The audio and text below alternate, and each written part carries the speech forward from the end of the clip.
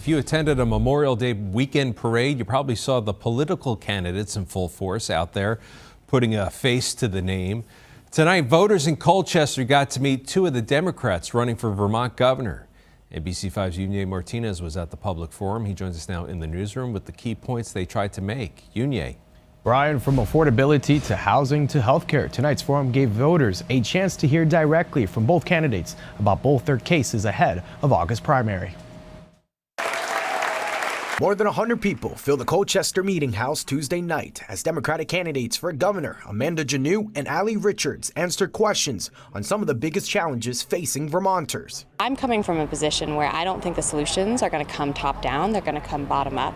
And so as I travel across the state, I'm asking every community, like, what are the things that you're proud of? I think it's time to be a little bit more positive and start actually putting some solutions forward to show Vermonters we can demand better. We can demand better for Vermont. Topics throughout the night included affordability, housing, healthcare, childcare, and the future of Vermont's economy, with both candidates also taking questions directly from voters. One topic that generated attention was whether Vermont is ready to elect another woman as governor. Last and only time we had a female governor. She was sworn in the year that I was born.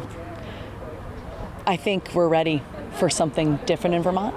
I think that time is now. We might as well embrace a little feminine leadership, a different perspective. I mean, Einstein said, we can't solve our problems with the same thinking that produced them in the first place. With early mail-in ballots set to go out June 27th, Governor Phil Scott has yet to publicly announce whether he's running for a sixth term, but Democrats expect he'll be on the ballot again come November. Janoo and Richards both agree they'd like someone else to lead the state come next year. I want to thank Phil Scott, for his management of COVID, but the reality is I think that Vermont can do a lot better than just manage decline. But at the end of the day, you have to ask yourself, is your life any better than it was 10 years ago?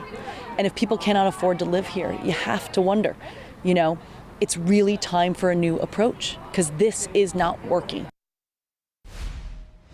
Another Democratic forum is already scheduled for June 17th at the Virgins Opera House, with more events expected across the state throughout this summer. I'm in the newsroom tonight. I'm Aly Martinez, NBC5 News.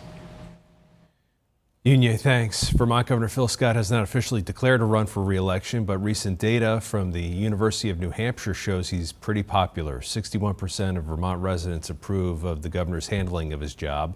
Only about 35% disapprove. Nearly 900 Vermont residents responded to the survey that took place in October of last year.